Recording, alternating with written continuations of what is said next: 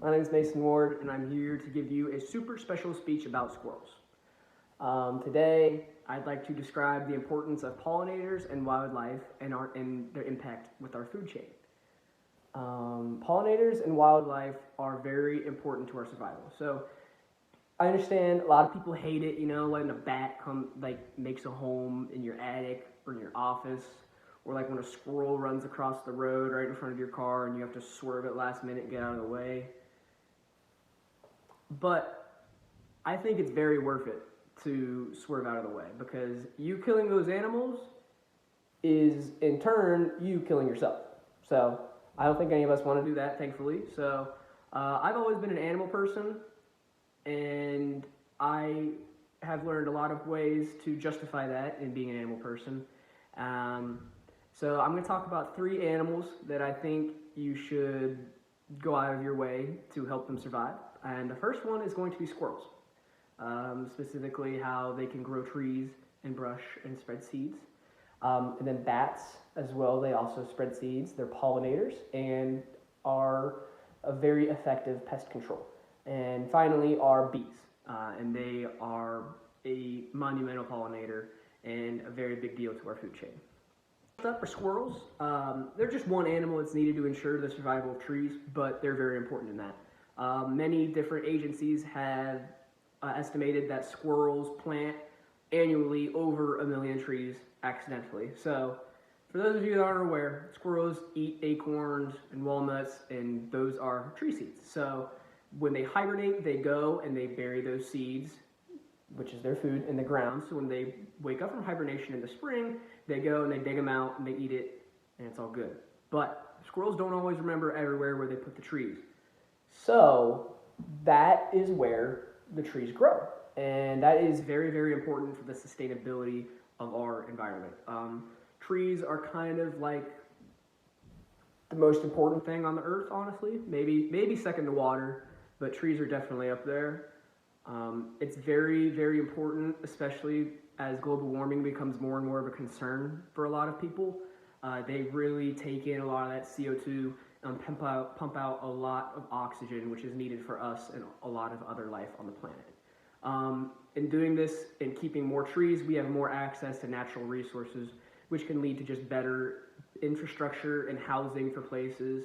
And it is a regenerative practice. So being able to cut down and plant more trees is very, very, very good for everybody. Another thing is that trees are a place for animals to live. Squirrels live there, birds, countless other animals that I'm not going to waste your time and list all of them today. But yeah, it's a natural protective place for animals, and we know that these animals are very important to our survival as much as it is. According to the U.S. Fish and Wildlife Service, bats are perhaps the most misunderstood and underappreciated animal in our country. Now, I say that because of pollination. Now, pollination is the process in which an animal comes and lands on a plant to get some kind of food or energy source, and they take the pollen and they spread that over a large area, and pollen is what's used to create seeds and help plants reproduce and multiply. So they are very, very important for the success of flowering plants. And flowering plants make up a large majority of all the plants that we have in Ohio. And the other thing is pest control. We think about frogs maybe as the other pest control that comes to my mind. But, I get sick of mosquitoes all the time, and all of those nasty bugs that come out in the nighttime, and the bats love them because they get to eat them, and I love that about bats. Third thing is the seed dispersal. They move the seeds all over everywhere, and that promotes biodiversity, and biodiversity is very great because it helps create more plentiful food sources. It spices up the land a little bit so more than one animal can thrive, and that is good because too much of one animal leads to less plants, and when you run out of plants, those animals are eventually going to die. So having a diverse landscape will help you have diversity of animals, which means the promotion of survival, and that creates a food chain, and that helps us out as humans a lot. Without bees, we don't have anything. Plain and simple.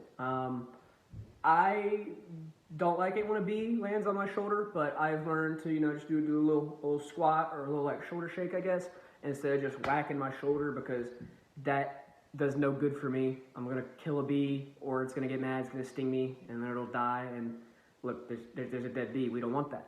So the U.S. Department of Agriculture says that 1 in 3 bites of food that we take are because of bees. Think about that. If you were at Chipotle and they gave you 1/3 less of your bowl or burrito, you're going to be mad. I would be mad. But without bees, all of our food would be 1/3 less, and that's terrible for everybody. We have problems of people being hungry already in the world, so we take away 1/3 of the food we have, we're in even more trouble. So bees are very essential to the sustainability of practices in farms, in kitchens. It's a direct impact. And pollinators really do, they spread the plants. They are the reason that there are so many plants on the earth, and that's a great thing. And in conclusion, squirrels are pretty sick. We couldn't live in a world without, the squirrels diversifying the nature, the bats taking care of all the pest control and spreading the seeds, and the bees pollinating. Without that, you're dead. And I'll leave you with one last fact. Without bees, we lose ice cream, and 87% of the world's leading crops would fail. So yeah, thank you, and hopefully you don't kill any more animals.